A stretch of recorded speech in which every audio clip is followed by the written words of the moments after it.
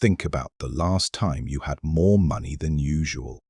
A bonus, a good month, a windfall, a raise that finally felt like progress. Now think about where that money is today. If the honest answer is gone or close to it, this is going to explain something that has nothing to do with your spending habits and everything to do with your psychology, because the reason wealth disappears for most people is not what they did with the money. It is what the money did to them. And once you understand the mechanism, you will never look at your own financial patterns the same way again. Here is what is actually happening. Every person carries an internal sense of what their financial life is supposed to look like. Not a goal, not an ambition, a feeling, deeply embedded, largely unconscious, a specific level of wealth or struggle that the nervous system has decided is normal for you. When your financial reality drops below that level, the brain generates urgency. You work harder, you find a way back. The discomfort of less than your set point is motivating.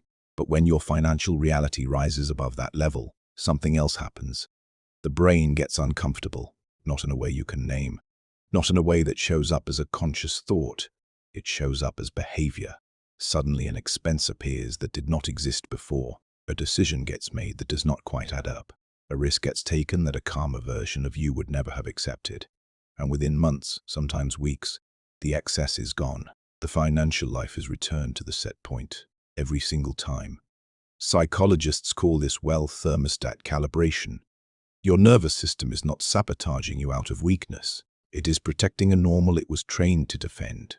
And until that normal changes, the money will always find its way back to where the thermostat is set. Wealth is not just a number, it is an identity your nervous system either recognizes or rejects. Here is what I need you to hold on to before we go any further. There was a specific moment early in your life when that thermostat was set without your knowledge or consent. You did not choose it, but it has been running your financial life ever since. We will come back to exactly what that means. In 2010, researchers tracking financial behavior after sudden income increases found a pattern so consistent it was difficult to dismiss. Within 2 years, the majority had returned to approximately the same financial position they occupied before the increase, not because they were irresponsible, because their financial identity had not changed. The money arrived, the psychology stayed the same, and psychology, not income, determines where money goes. The researchers found something more specific still. The speed of return was proportional to the size of the gap between the windfall and the person's existing financial identity. The larger the gap between what arrived and what felt normal, the faster the money disappeared. Because the nervous system does not experience a large financial gap as opportunity, it experiences it as a threat. Read that again. Your brain is not working against your goals. It is working for your identity. The problem is, your identity was set a long time ago by someone else's normal. Stop. Before we go further, I need you to understand what you are actually up against, because the next part is the reason most people never change their financial ceiling no matter how much they earn. Ash. In 1923, 8 of the most powerful men in the world gathered at the Edgewater Beach Hotel in Chicago. They controlled more combined wealth than the United States government budget at the time. 25 years later, researchers traced what had happened to each of them. Charles Schwab, president of the largest steel company in America, died broke. Richard Whitney, president of the New York Stock Exchange, served time in prison for fraud. Howard Hobson, the most successful utility magnate of his era, died insane. Arthur Cutten, the world's greatest wheat speculator, died abroad, insolvent. Albert Fall, a member of the United States cabinet, was released from prison so he could die at home. Jesse Livermore, once the greatest trader on Wall Street, died by suicide. Ivar Kreuger, head of the world's largest monopoly, died by suicide. Leon Fraser, president of the Bank of International Settlements, died by suicide. 8 men. Combined wealth is almost beyond comprehension, every single one. Financially or personally destroyed within a generation. Not because they lacked intelligence, not because they lacked opportunity, because the identity underneath the wealth was never rebuilt to match what arrived. The money found them. Psychology was never ready for it. Getting rich reveals your strategy. Staying rich reveals your identity. And most people only ever prepare for one of those tests. Now look at your own life. Think about every time you have had significantly more money than usual. Did you feel settled? Or did you feel an urgency to move it, spend it, justify it, or share it before it could stay? Think about the financial ceiling you keep returning to.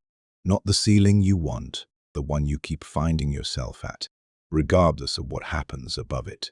Is that ceiling yours?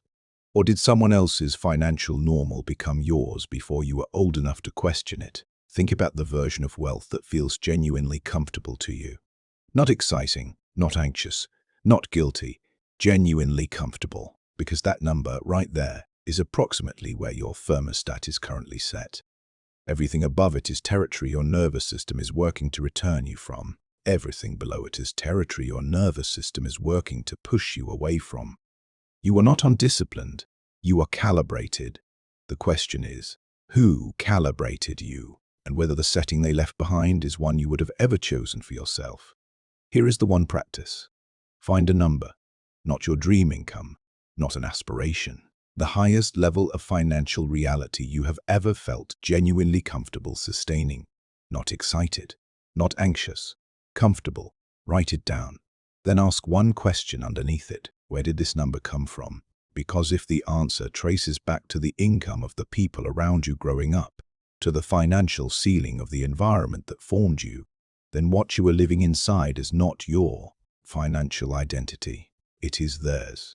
And you have the ability to reset a thermostat, not by wanting more, not by working harder inside the same setting, by deliberately and repeatedly exposing yourself to a higher financial normal, until your nervous system stops experiencing it as a threat and starts experiencing it as home. That process is not overnight, but it starts with knowing the number and knowing where it came from. Most people spend their entire lives returning to the same financial level, convinced it is circumstance, luck, the market, the timing, something outside of them.